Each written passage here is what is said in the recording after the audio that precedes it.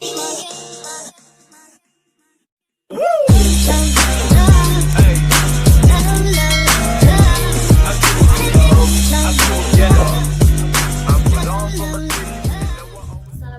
warahmatullahi wabarakatuh. Hai everyone, perkenalkan nama saya Suminto, saya dari kelas 1. Di sini saya akan menjelaskan materi bab 3 yang berjudul Sistem Informasi Akuntansi. Kebetulan di sini saya menjelaskan materinya akan ditemani oleh teman saya yang bernama Aliza. Di materi bab 3 ini ada 12 materi loh. Dari materi pertama sampai materi ke-6 saya sendiri yang akan menjelaskannya. Lalu dari materi ke-7 sampai dengan materi ke-12 itu akan dijelaskan oleh teman saya yang bernama Aliza. Langsung aja saksikan ya. Langsung aja saya jelaskan materi yang pertama itu ada sejarah sistem pencatatan double entry. Menurut Matesik tahun 1987, sistem pencatatan dengan menggunakan double entry sudah ada sebelum Lucius Pacioli menemukannya. Lucius Pacioli sendiri dalam bukunya mengatakan bahwa apa yang ditulisnya tentang sistem pencatatan double entry adalah berdasarkan pada metode yang telah digunakan di Venice, Italia yang sudah sejak lama ada dan berkembang. Lucius Pacioli juga menyatakan bahkan bukan dirinya lah yang menemukan sistem pencatatan atau pembukuan berganda tersebut. Di Teton tahun 1961 menyebutkan bahwa seluruh karakteristik dari sistem pencatatan double entry telah dikembangkan lebih dari ratusan tahun sebelum buku Lucius Pacioli muncul. Itu ada saldo normal akun. Hubungan antara aktiva, kewajiban, dan ekuitas dapat dirumuskan ke dalam sebuah persamaan akuntansi atau accounting equation sebagai berikut. Aset sama dengan liabilitas ditambah ekuitas. Rumusan persamaan akuntansi di atas sifatnya mutlak, di mana liabilitas harus ditempatkan terlebih dahulu sebelum ekuitas. Ini mengartikan bahwa kreditor memiliki hak pertama atas kekayaan perusahaan. Setelah itu, sisa aset yang masih ada barulah merupakan hak pemilik modal atau pemegang saham. Kenaikan atau penurunan saldo harus dicatat secara terperinci dan terpisah untuk setiap komponen laporan keuangan. Catatan akuntansi yang terperinci dan terpisah disebut sebagai akun atau perkiraan. Akun adalah catatan akuntansi mengenai kenaikan atau penurunan saldo dari aktiva, kewajiban, dan ekuitas. Itu ada analisis transaksi dan jurnal. Transaksi dicatat ke dalam jurnal secara kronologis, yaitu berdasarkan urutan waktu terjadinya transaksi.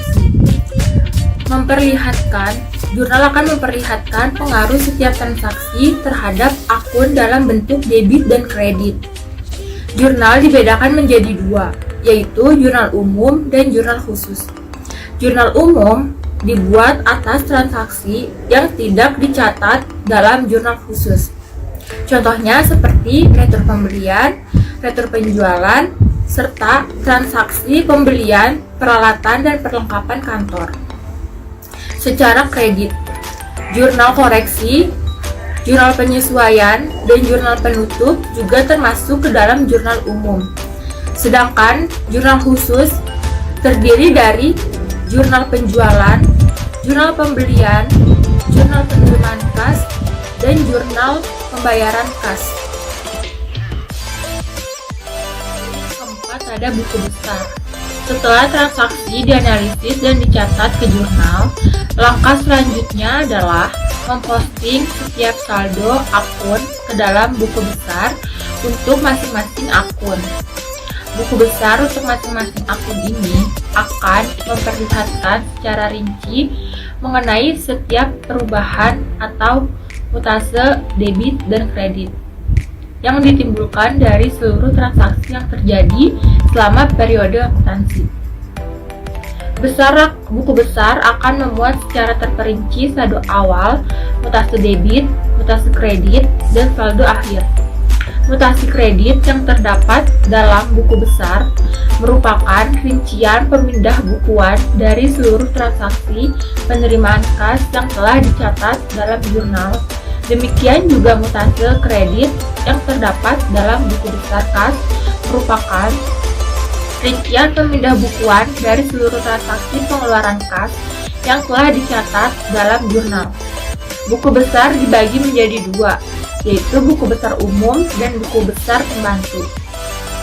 Untuk perusahaan yang sudah computerized system, proses posting dari jurnal ke buku besar tidak lagi dilakukan secara manual, tetapi akan langsung otomatis terposting melalui program komputer.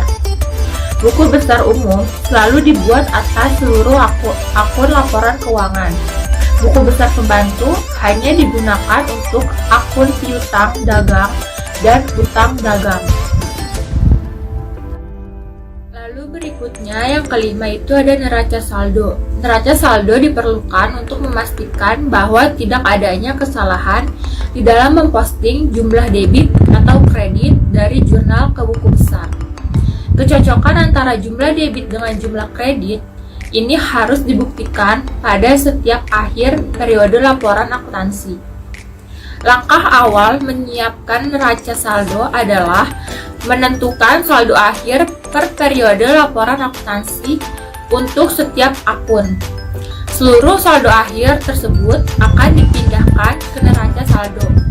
Neraca saldo dibuat untuk membuktikan bahwa antara jumlah debit dengan kredit telah sama. Antara jumlah debit dengan kredit dalam neraca saldo akan tetap sama, meskipun yang pertama, terdapat kesalahan identifikasi akun dalam perubahan ayat jurnal. Yang kedua, terdapat transaksi bisnis yang tidak di jurnal. Yang ketiga, terdapat transaksi bisnis yang dijual secara ganda. Terakhir, yang keenam ada ayat jurnal penyesuaian. Ayat jurnal yang membuat saldo akun menjadi up to date pada akhir periode akuntansi dinamakan sebagai adjusting journal entry. Setiap ayat jurnal penyesuaian sekurang-kurangnya akan mempengaruhi satu akun laporan laba rugi dan satu akun neraca. Jadi, dalam ayat jurnal penyesuaian selalu melibatkan akun pendapatan atau akun beban dan akun aktiva atau akun kewajiban. Apa yang akan terjadi jika seandainya akuntan lupa membuat AJP atau ayat jurnal penyesuaian? Jawabannya adalah tentu saja bahwa akun-akun tersebut akan menjadi tidak up to date.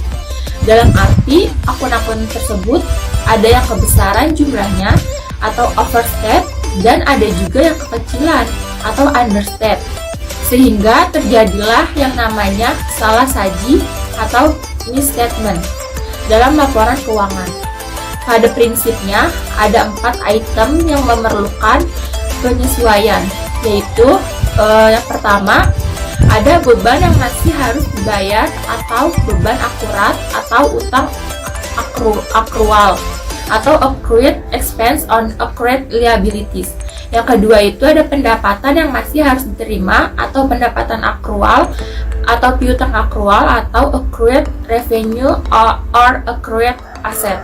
Yang ketiga itu ada beban yang ditangguhkan atau biaya dibayar di muka atau deferred expense or prepaid expense. Yang keempat itu ada pendapatan yang ditangguhkan atau pendapatan diterima di muka atau deferred revenue or unearned revenue. Selanjutnya kita masuk ke neraca saldo setelah penyesuaian dan menyiapkan laporan keuangan. Sebelumnya telah dijelaskan bahwa seluruh transaksi bisnis yang terjadi dalam perusahaan mula-mula akan dianalisis dan dicatat ke dalam jurnal. Seluruh data transaksi ini yang telah tercatat dalam jurnal lalu akan dipindah bukukan atau diposting ke dalam buku besar sesuai dengan klasifikasi masing-masing akun terkait. Langkah selanjutnya adalah menyiapkan neraca saldo, menganalisis data penyesuaian, menyiapkan ayat jurnal penyesuaian, neraca saldo setelah penyesuaian, laporan keuangan, ayat jurnal penutup, neraca saldo setelah penutupan, dan ayat jurnal pembalik.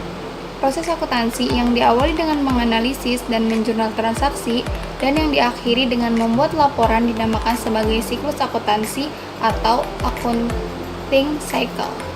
Berikutnya, penggunaan neraca lajur. Akuntan seringkali menggunakan kertas kerja atau worksheet berupa neraca lajur untuk mengumpulkan dan meringkas data yang mereka butuhkan dalam rangka menyiapkan laporan keuangan. Kertas kerja ini berbentuk multikolom yang memuat kolom neraca saldo sebelum penyesuaian, kolom neraca saldo setelah penyesuaian, kolom laba rugi, dan kolom neraca. Fungsi kertas kerja ini hanya sebagai alat bantu untuk mempermudah proses penyusunan laporan keuangan yang dilakukan secara manual. Adapun urutan tahapan dalam menyiapkan kertas kerja adalah sebagai berikut. Yang pertama, menyiapkan neraca saldo sebelum penyesuaian ke dalam kertas kerja.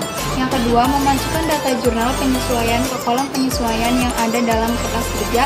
Yang ketiga, memasukkan saldo yang telah disesuaikan ke dalam kolom neraca saldo setelah penyesuaian yang ada dalam kertas kerja. Yang keempat, memindahkan setiap saldo masing-masing akun yang ada dalam kolom neraca saldo setelah penyesuaian ke dalam kolom laporan keuangan. Yang kelima, untuk masing-masing kolom, hitunglah total saldo debit dan total saldo kreditnya dengan cara menjumlahkan seluruh saldo akun dari atas sampai ke bawah sesuai dengan saldo yang ada pada masing-masing kolom. Selanjutnya, ayat jurnal penutup. Sebelum masuk pada pembahasan mengenai ayat jurnal penutup, perlu diingat kembali bahwa neraca sesungguhnya adalah sebuah laporan yang akan menggambarkan mengenai kondisi atau posisi keuangan perusahaan per tanggal tertentu. Sedangkan, laporan laba rugi adalah sebuah laporan yang mencerminkan kinerja manajemen dan profitabilitas perusahaan untuk satu periode waktu tertentu. Dan jurnal penutup dilakukan dengan cara yang pertama, mentransfer seluruh akun komponen laba atau rugi yang memiliki saldo normal kredit ke sebelah debit, dan kemudian mengkredit akun ikhtisar laba rugi atau income summary. Yang kedua, mentransfer seluruh akun komponen laba atau rugi yang memiliki saldo normal debit ke sebelah kredit dan kemudian mendebit akun ikhtisar laba rugi. Yang ketiga, mentransfer saldo laba bersih atau rugi bersih ke akun modal atau laba ditahan dengan ketentuan bahwa jika laba bersih maka akun modal atau laba ditahan akan dikredit atau debitnya adalah akun ikhtisar laba rugi. Dan sebaliknya, jika rugi bersih maka akun modal atau laba ditahan akan didebit atau kreditnya adalah akun ikhtisar laba rugi.